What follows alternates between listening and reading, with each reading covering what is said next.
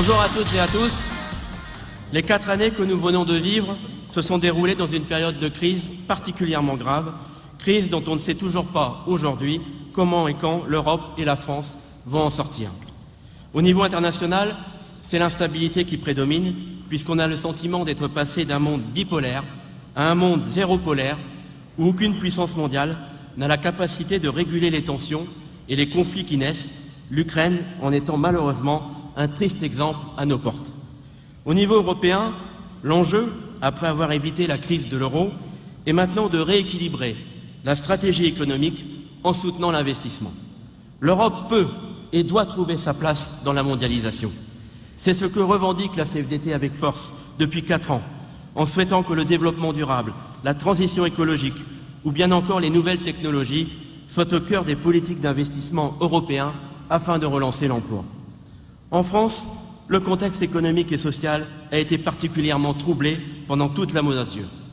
Croissance en berne, chômage toujours en hausse, pauvreté et inégalités qui se sont accrues. La région Île-de-France, dont le PIB représente 5% du PIB européen, devant le Grand Londres, n'a pas échappé à cela.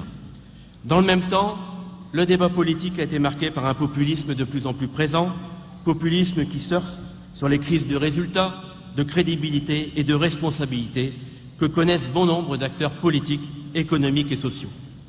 La CFDT, durant toutes ces années, a refusé l'attentisme ou l'inertie. Elle ne s'est pas contentée d'attendre, comme certains, une hypothétique croissance qui reviendrait. L'action de la CFDT ne s'est pas résumée à la contestation, certes parfois légitime, à la remise en cause systématique des politiques gouvernementales, et encore moins à la stigmatisation de boucs émissaires. Non, la CFDT dit haut et fort que la fatalité n'existe pas et combat les discours où l'on rend les autres responsables de nos difficultés, et je pense ici en premier lieu aux étrangers et à l'Europe. Depuis 2 ans, des voies nouvelles ont été ouvertes au dialogue social et à la négociation par la nouvelle majorité politique. Ici, la CFDT a pris ses responsabilités et s'est préparée à relever le défi des réformes structurelles.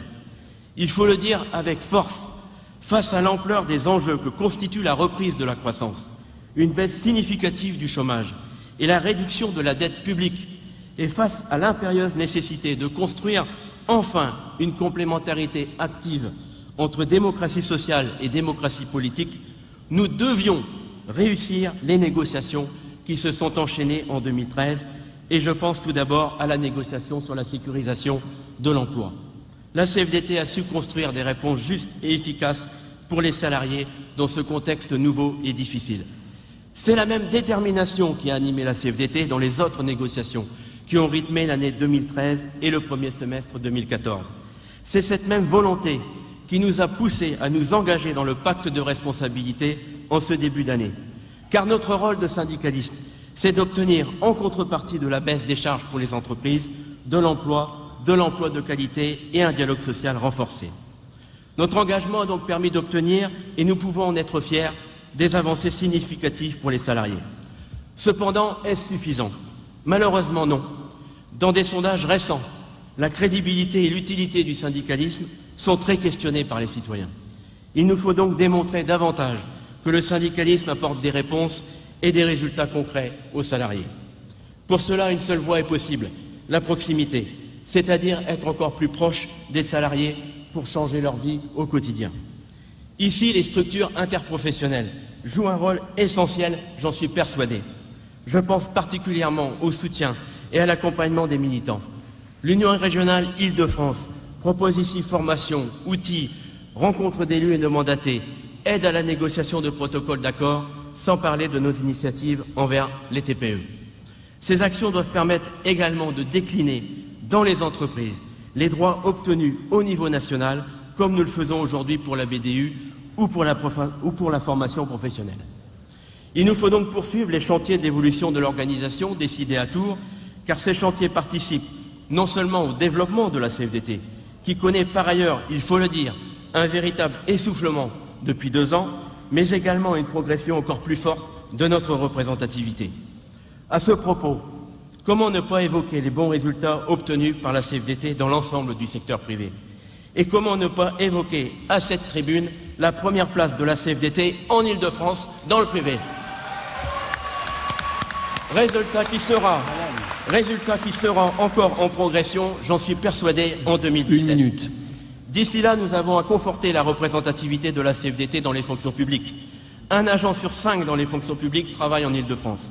L'interpro-francilien est donc pleinement aux côtés des fédérations et des syndicats.